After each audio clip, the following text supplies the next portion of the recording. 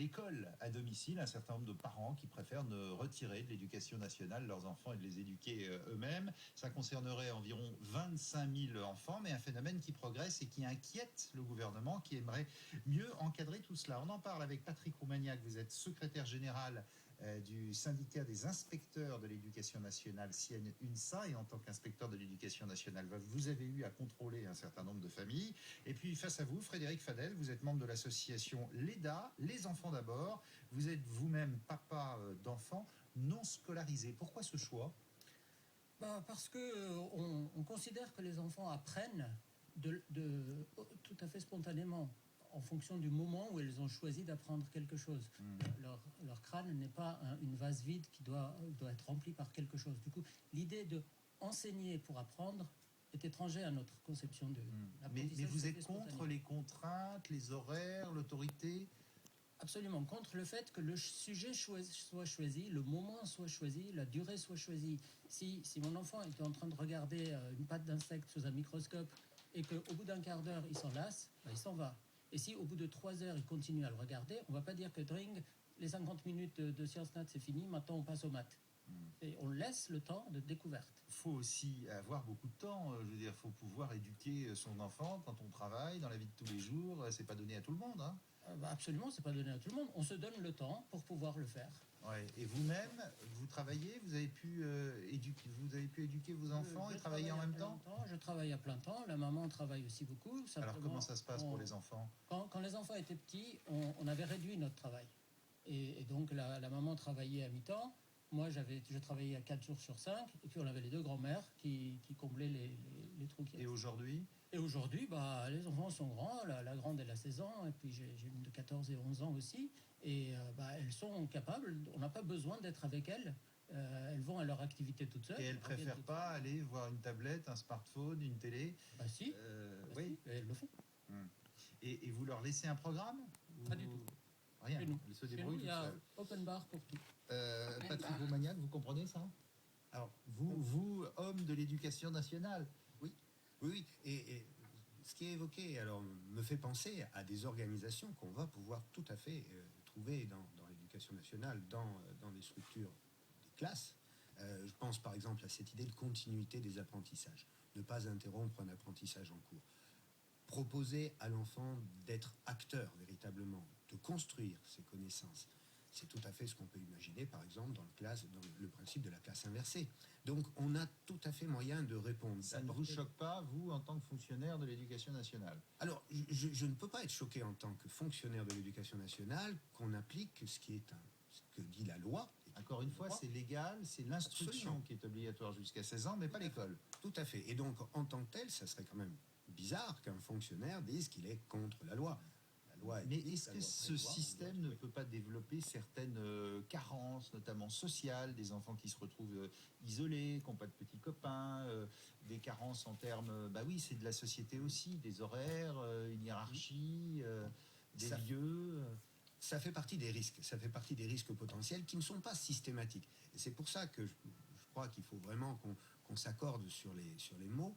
On ne va pas dire que ça induit systématiquement une carence en termes de socialisation, par exemple, parce qu'une famille peut tout à fait mettre en place des activités qui contribuent complètement à la scolarisation, à la socialisation. Mais vous-même, dans votre métier en tant qu'inspecteur, vous avez eu affaire à ces familles. Oui. Il n'y a pas par moment des moments où vous vous dites, non, là, ça ne va pas. Totalement. Il y a des moments où on se dit vraiment, ça ne va pas du tout. Et c'est là qu'il faut accompagner ces familles. Ce qui est essentiel, c'est qu'on évite toute rupture avec les familles en question.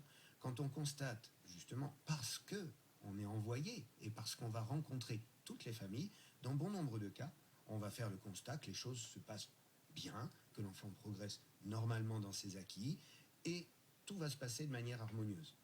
Dans un certain nombre de cas, on va constater qu'on est au contraire un petit peu en rupture par rapport aux attentes qui peuvent être... Et là, il ne faut pas braquer les familles, c'est dans l'intérêt de l'enfant.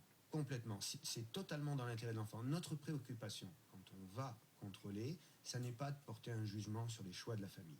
La famille mène des choix qui lui sont propres et on n'a absolument pas à les contester. En revanche, on a à se préoccuper de l'enfant.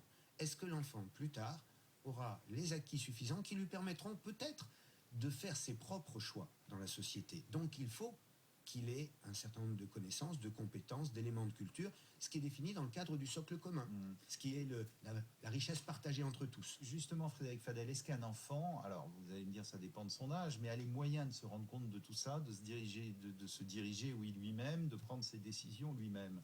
Est-ce qu'il n'est pas demandeur d'une certaine autorité? Question. Non, demandeur d'autorité en sens que on va te juger, on va te noter, on va te dire que tu n'as pas réussi tes maths. Donc, Mais on va te voilà. donner un cadre, on va te dire, Le cadre existe. faut étudier ça, société, ça c'est une et ça. cadre. La société, c'est une cadre. Elle découvre que la géographie existe, elle découvre que les maths existent, et puis elle s'intéresse ou elle ne s'intéresse pas. Et puis elle trouve qu'il y a des relations entre les deux qu'en classe, on ne découvre pas. Et elle s'intéresse aux relations. Mais naturellement, un enfant, par exemple, qui n'aimerait pas une langue ou le maths ou le français, il va pas aller sur cette matière. Il ne va pas aller, non, c'est très bien. Et ça suffit. C'est que pendant qu'il ne va pas faire cette matière, il sera en train de faire autre chose qu'il aura jugé plus satisfaisant pour sa curiosité. Bon, regardez cet exemple, d'ailleurs, cet exemple qui est d'Axel Cariou et Charline Coca qui sont allés interviewer. C'est une famille, une mère de famille qui élève elle-même ses enfants. 10h du matin en pleine semaine. Sarah, ma puce? Alors que tous les élèves sont déjà sur les bancs de l'école, Sabine réveille ses 2 filles en douceur. Cette maman a choisi de laisser ses enfants vivre à leur rythme. Tu descends tout à l'heure? Elle a quitté son travail pour les instruire elle-même. Tout a commencé il y a 7 ans, quand son aîné a développé une phobie scolaire. Quand c'est tous les jours et qu'on voit vraiment son enfant qui mange moins, qui perd du poids, qui dépérit un peu, on se dit qu'il faut réagir. Et le fait est qu'au bout de quelques mois, elle reprenait le sourire, elle était de nouveau pleine de vie, pleine d'entrain. Maman, on est bien d'accord, 2 fois 10, ça fait 20. Et voilà. D'un côté, les maths pour Sarah, de l'autre, la géo pour Marie. Leur mère a choisi de ne pas suivre le programme scolaire, et c'est son droit.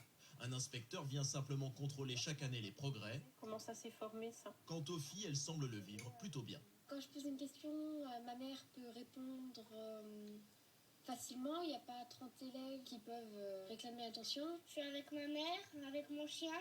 Et les copains, ça manque pas?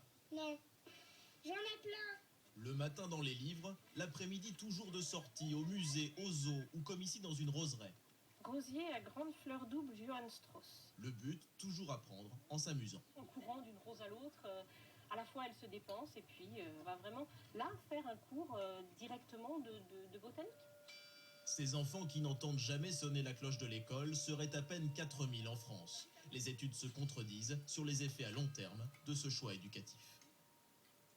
Alors, effet à long terme, vous, Patrick Roumaniac, qu'est-ce que vous en pensez? On peut être aussi bien éduqué comme ça, voire mieux qu'à l'éducation nationale? Pas nécessairement mieux. Disons que simplement, je pense qu'il faut bien voir qu'à l'heure actuelle, la préoccupation par rapport aux enfants nécessite vraiment qu'on ait un regard complètement différent. On ne peut pas être dans les normes. Quand j'entendais cette maman qui disait finalement que son enfant avait développé une phobie scolaire, ce qui veut dire que là, à un moment, il y avait probablement quelque chose à mettre en place et une réponse qui Que devait l'éducation n'a pas fait? que L'éducation l'éducation, nationale? alors que l'éducation, je ne connais pas la situation, mais que l'éducation nationale doit mettre en place. En aucun cas, on ne peut accepter le fait qu'un enfant soit en souffrance à l'école. Ça n'est pas possible. L'école, c'est un lieu d'épanouissement, c'est un lieu où on va apprendre. Quand on voit cet enfant qui se promène, qui est curieuse, qui a envie d'apprendre des choses, c'est exactement ce qu'on espère et ce qu'on veut mettre en place à l'école et ce qu'on met en place. C'est-à-dire qu'on voit des élèves dans les classes, il ne faut surtout pas caricaturer. Quand on évoquait tout à l'heure la notion de discipline, par exemple, on est en train d'apprendre une notion ou une autre en fonction d'une discipline où on se trouve. On a aussi toutes les activités interdisciplinaires. N'oublions pas la réforme du collège qui précisément met en place et affirme cette Et la interdisciplinarité. discipline pure et dure, c'est-à-dire ne pas parler à l'école, respecter des horaires, tout ça, ces enfants-là, ils l'ont ou pas? Ils ont parce qu'ils sont insérés dans la société normalement. Donc Ouais. quand ils écoutent quelqu'un parler, ils l'écoutent. Et si c'est intéressant, ils continuent. Et s'ils ne sont pas d'accord, ils s'expriment. Vous Donc, laissez totalement libre cours à l'enfant? totalement libre cours. Il y a C'est une cette certaine... confiance qui Ouais. fait que l'enfant se connaît et il sait qu'est-ce qui est intéressant, qu'est-ce qui Mais ne ça l'est pas. peut marcher sur tous les enfants, ça? En tout cas, sur ce qu'on a essayé, ça a marché. Ouais. Il y a une dictature pour vous, une certaine forme de dictature de l'éducation nationale? Alors, avec les textes nouvelles, oui, Ouais. parce que ça la renforce. C'est des textes condescendants qui considèrent que maintenant les modalités doivent être décidées par l'éducation nationale et puis par les parents. Ça, c'est totalement inacceptable.